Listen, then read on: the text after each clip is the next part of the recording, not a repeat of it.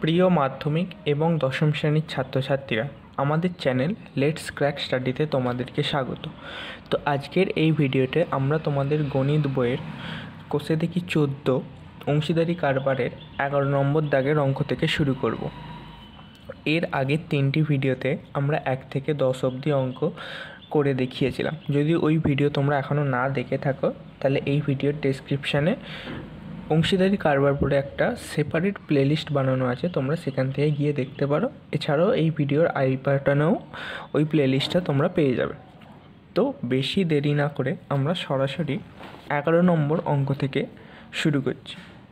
তো এই ভিডিওতে অঙ্ক করার সাথে সাথে আমি বলবো তোমরা তোমাদের গণিত বইটা নিয়ে বসো, যাতে আমি অঙ্কটা রিডিং পড়বো এবং তোমরাও সেই রিডিংয়ের সাথে সাথে বইয়ের সাথে মেলাতে পারবে। এছাড়াও আমি তোমাদের এই ভিডিও স্ক্রিনে অঙ্কর ছবিটাও লাগিয়ে দেবো, তাই তোমাদের কোনো অসুবিধা হওয়ার কথা নয়। তো 11 নম্বর অঙ্ক থেকে শুরু করছি। 11 নম্বর অঙ্কটা কি বলছে? 11 নম্বর অঙ্কটা বলছে, বছরের শুরুতে শ্রীকান্ত ও সৈফুদ্দিন 2,40,000 টাকা ও 3 লাখ টাকা দিয়ে একটি মিনি বাস ক্রয় করে। 4 মাস পর তাদের বন্ধু পিটার 81,000 টাকা দিয়ে তাদের এই ব্যবসায় যোগ দিতে আসলে কি করছে? যোগ দিতে আসার ফলে শ্রীকান্ত ও সৈফুদ্দিন তাদের মূলধনের অনুপাতে সেই টাকা তুলে নেন। সেই টাকা মানে পিটার যত টাকা নিয়ে ঢুকছে সেই টাকাটা ওদের মূলধনের অনুপাতে তুলে নেয়। এবারে বছরের শেষে 39,150 টাকা লাভ হলে কে কত টাকা লভ্যাংশ পাবে? ঠিক আছে, প্রথমে শ্রীকান্ত ও সৈফুদ্দিনের আমাদের মূলধন অনুপাত বার করতে হবে। তাহলে 11 নম্বর,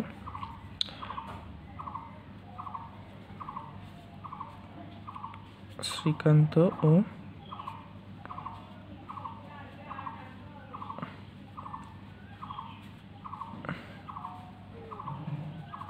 মূলধনের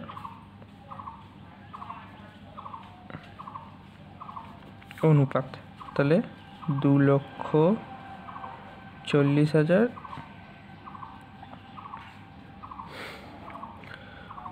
3 লক্ষ, তাহলে 24:30 সমান 4 6 24 5 6 30, তাহলে 4:5। তাহলে শ্রীকান্ত ও সৈফুদ্দিনের মূলধন অনুপাত কত হলো? 4:5। এবারে 4 মাস পর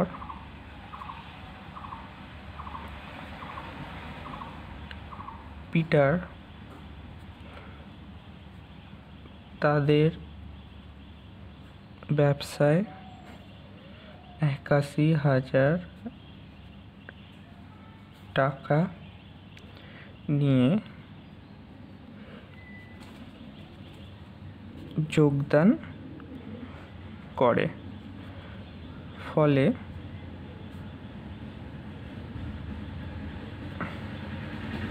শ্রীকান্ত ও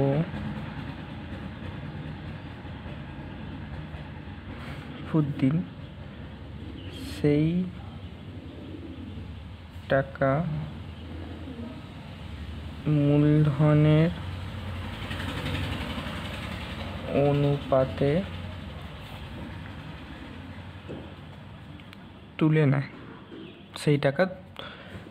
অনুপাতে তুলে নেয়। তাহলে এবারে কি হয়েছে? এবারে তাহলে অতএব দিয়ে লিখি 81,000 টাকা থেকে শ্রীকান্ত পায়, তাহলে 81,000 ইন্টু 4/4 যোগ 5, তাহলে 81,000 4/9, তাহলে 9 9 81, তাহলে 9,000 গুণ 4 সমান 36,000 টাকা। তাহলে শ্রীকান্ত পেল 36,000 টাকা। এইভাবে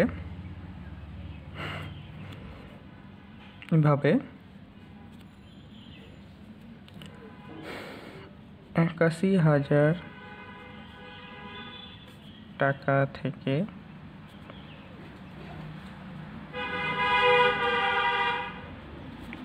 সৈফুদ্দিন পায়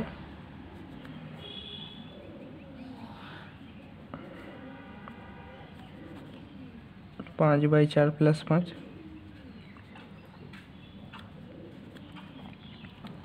5/9, তাহলে 9 দিয়ে 81,000কে কাটলে হবে হচ্ছে 9,000, 5, তাহলে 5/9 45,000 টাকা। তাহলে আমরা মূলধনের অনুপাতে যে টাকাটা তুলে নিয়েছে সেই টাকাটা পেয়ে গেল। এবারে শ্রীকান্ত ও সৈফুদ্দিন যে পয়সাটা তুলে নিয়েছে এবং পয়সাটা তোলার আগে যে পয়সাটা ছিল এবং সেই পয়সাটা যত মাস খেটেছিল এবং তোলার পর পয়সাটা যত মাস খেটেছে সেইটার মূলধনটা এবার আমাদের বার করতে হবে।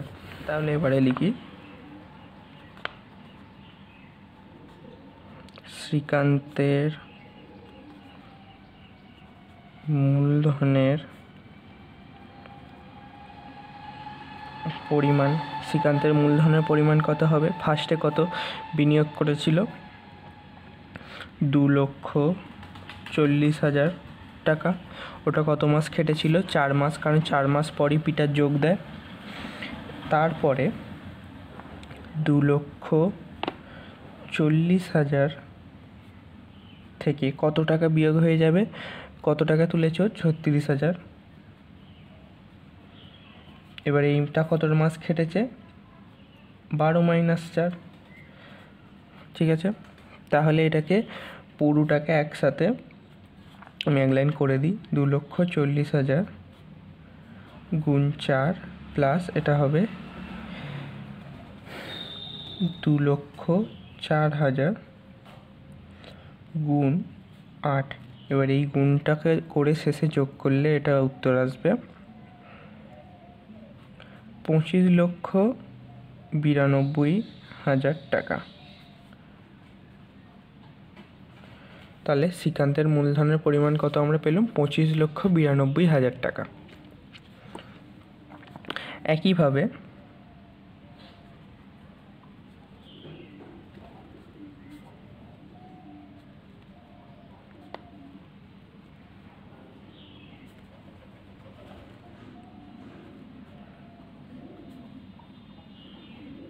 মূলধনের পরিমাণ কত হবে?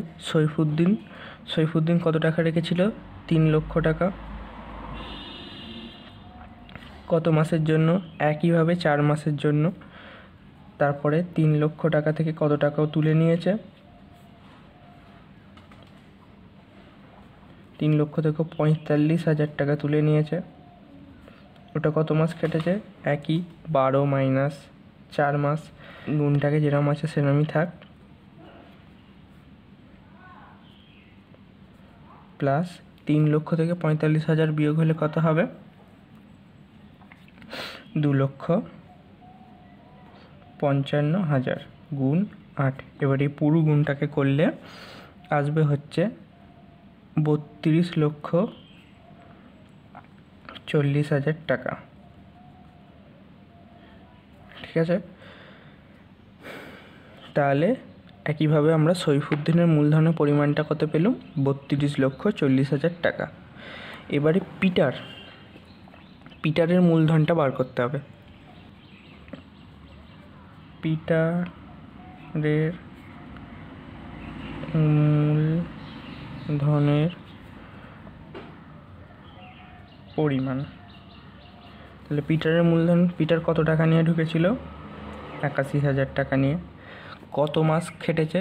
প্রথম 4 মাসে শ্রীকান্ত ও সৈফুদ্দিন ব্যবসা করেছে, ও ঢুকেছে তার পরের 4 মাসে। তাহলে 12 - 4, তাহলে 81,000 গুণ 8।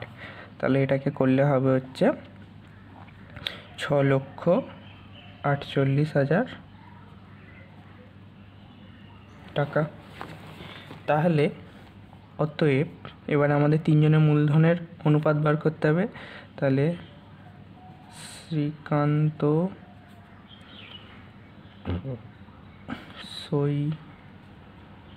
সৈফুদ্দিন ও পিটারের মূলধনের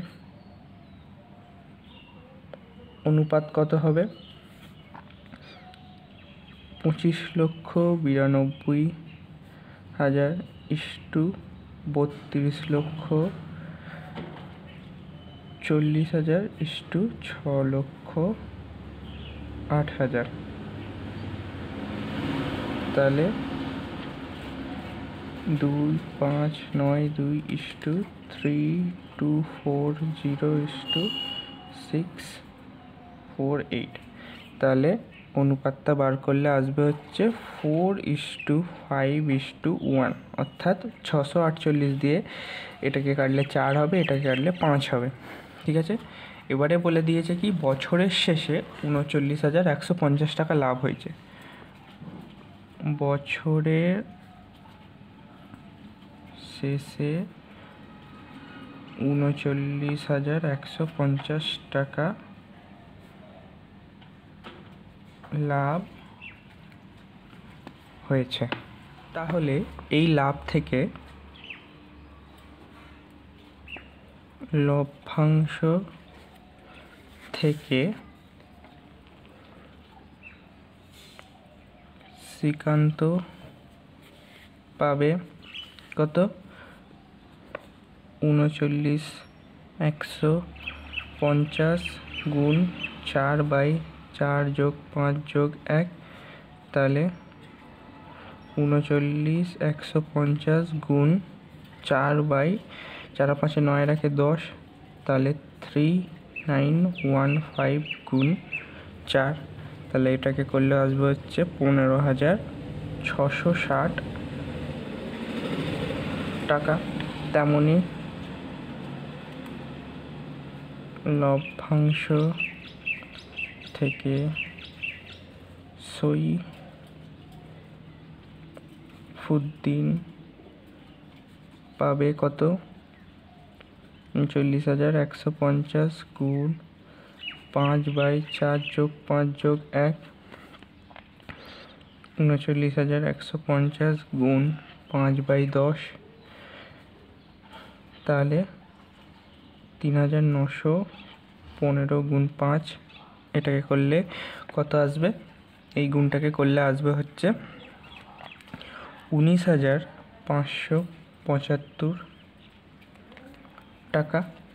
তেমনি লভ্যাংশ থেকে পিটার পাবে 39,150 গুণ 1/4 5 যোগ 1। তাহলে পাশাপাশি করে দিই, 39,150 গুণ 1/10 সমান 39,15, মানে 3,915 টাকা।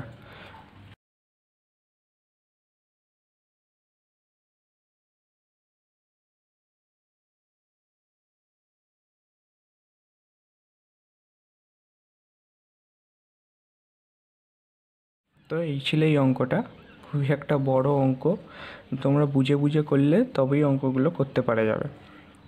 নেক্সট 12 অঙ্কটা কি বলেছে?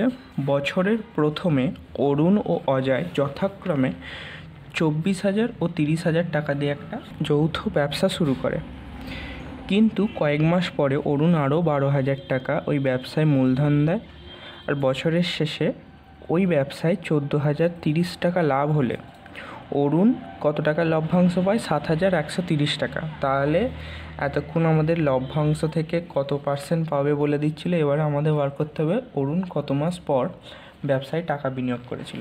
কিছুই নয়, লিখি, ধরি অরুণ x মাস পর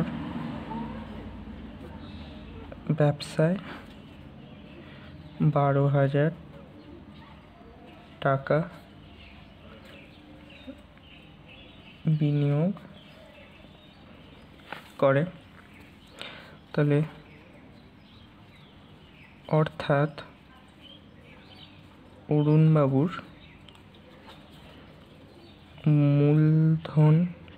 মূলধনটা বার করব।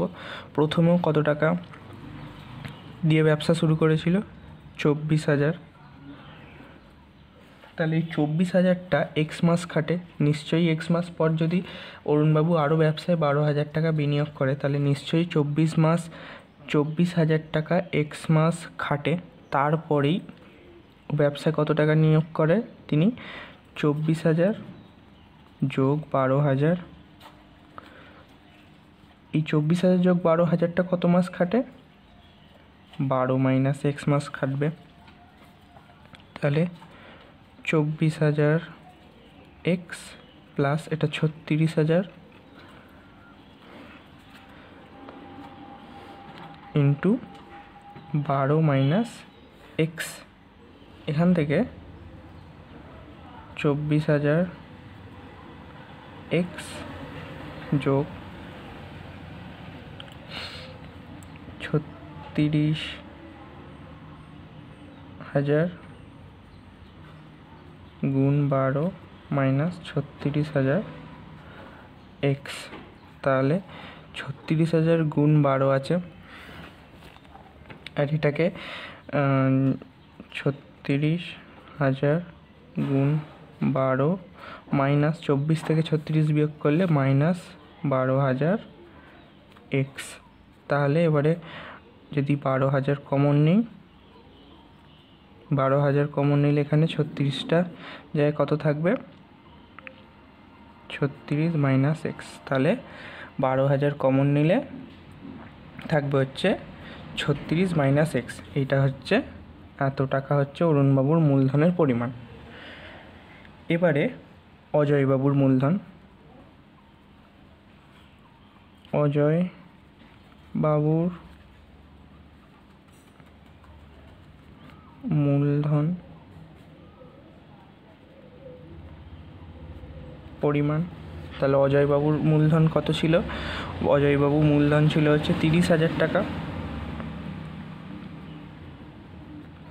সিম্পল, উনি এই পুরো টাকাটাই 12 মাস খাটান। তাহলে 3,60,000 টাকা হচ্ছে অজয়বাবুর মূলধনের পরিমাণ। এবারে আমাদের কি করতে হবে? এবারে আমাদের অরুণবাবু এবং অজয়বাবুর মূলধনের অনুপাত বার করতে হবে। তাহলে অতএব অরুণবাবু ও অজয়বাবুর মূলধনের অনুপাত। মূলধনের অনুপাত কত হবে? 12,000 36 মাইনাস এক্স ইস্টু 36, 3,60,000। তাহলে এই অনুপাতটা করলে আসবে হচ্ছে 36 minus x is to 30। 36 minus x is to 30 হচ্ছে অরুণবাবু এবং অজয়বাবুর মূলধনের অনুপাত। এবারে কি বলেছে? বছরের শেষে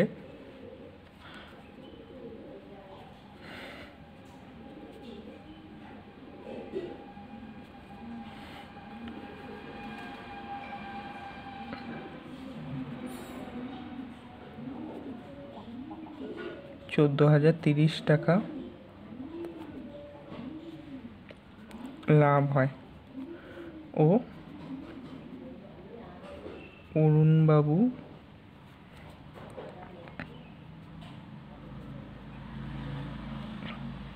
টাকা লভ্যাংশ পেলেন। তাহলে শর্তানুসারে আমরা কি বলতে পারি? অরুণবাবুর লাভ্যাংশ বলে দিয়েছে, আমরা অরুণবাবুর মূলধন অনুপাতও জানি। তাহলে অরুণবাবু এই লাভ্যাংশ কত? 14,030 গুণ অনুপাতটা তার কত অনুপাত হবে? 36x বাই 36 মাইনাস এক্স যোগ 30 সমান কত? লভ্যাংশ মানে তার লভ্যাংশ কত পেয়েছে বলে দিয়েছে। তাহলে 7,130 বা 36 মাইনাস এক্স বাই 36 যোগ 66 মাইনাস এক্স সমান 7130 বাই 14030। তাহলে 0 0 দুদিক থেকে কেটে গেল, বা 1403 36 মাইনাস এক্স 713 66 মাইনাস এক্স। তাহলে এটাকে গুণ করলে আসবে হচ্ছে 50,508। আমি এগুলো করে রেখেছি গুণগুলো, তোমরা পরীক্ষার সময় নিজেরা গুণগুলো করবে।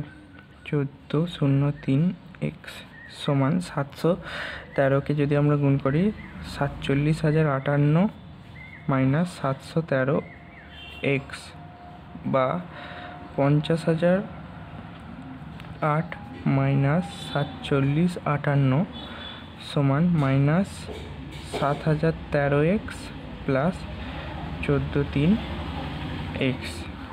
তাহলে 690 এক্স এদিক থেকে আসছে সমান 3450, বা এক্স সমান 3450 বাই 690। তাহলে এটা সমান 5, বা এক্স সমান 5। আমরা এক্স সমান 5 পেলুম। তাহলে অতএব উত্তরটা আমরা কি পেলুম? অরুণ বাবু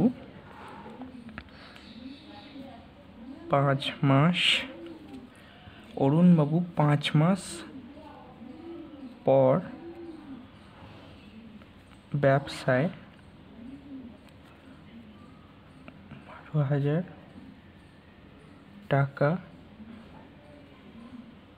বিনিয়োগ করেন। নেক্সট 13 নম্বর অঙ্কটা কি বলেছে? কুমোরটুলির 3 জন মৃৎশিল্পী একটি সমবায় ব্যাংক থেকে যৌথভাবে 1 লক্ষ টাকা ধার করে একটি মৃৎশিল্পের কারখানা স্থাপন করার জন্য। তারা এই চুক্তি করেন যে প্রতি বছর ব্যাংকের কিস্তি 28,100 টাকা দেওয়ার পর বাকি লাভের অর্ধেক কাজের দিনের অনুপাতে এবং বাকি অর্ধেক সমান ভাগে ভাগ করে নেবে। গত বছর তারা 300 দিন, 275 দিন ও 350 দিন কাজ করেছেন এবং মোট লাভ হয়েছে 1,39,100 টাকা। কে কত টাকা পাবেন? তাহলে একটা অনেকটাই বড় এবং জটিল গোছের অঙ্ক দিয়েছে। তাহলে প্রথমে কত টাকা তারা ধার করেন? ব্যাংক থেকে যৌথভাবে ধার করেন কত? 1 লক্ষ টাকা। তাহলে এইটাই তাদের মূলধন হয়ে যাবে। তাহলে অতএব তাদের মূলধন কত হবে? 1 লক্ষ টাকা। তারা এই যে লোনটা নিয়েছে, এই লোনের পয়সাটাই তাদের মূলধন। এবারে গত বছর কতদিন তারা কাজ করেন? তারা যথাক্রমে 300, 275 ও 350 দিন কাজ করেছেন এবং তারা কি বলেছে? তারা কাজের দিনের অনুপাতে তারা লাভটা ভাগ করবে। তাহলে তাদের কাজের দিনের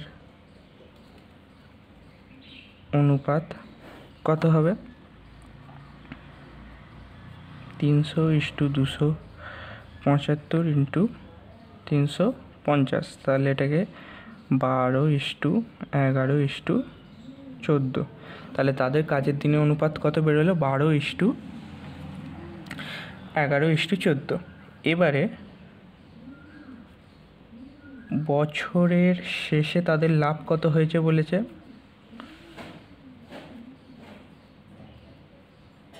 হয়েছে 1,39,100 টাকা তাদের বছরের শেষে লাভ হয়েছে। আবার ব্যাংকের কিস্তি শোধ করছে কত 1 বছরে? তারা ব্যাংকে কিস্তি শোধ করেছেন কত টাকা? 28,100 টাকা। তাহলে তারা এই 28,100 টাকাটা যদি 1,39,100 টাকা থেকে বিয়োগ দিই, তাহলে তাদের মোট কত লাভ হয়েছে বোঝা যাবে। তাহলে কিস্তি শোধ করার পর লাভের বাকি অংশ কত হবে?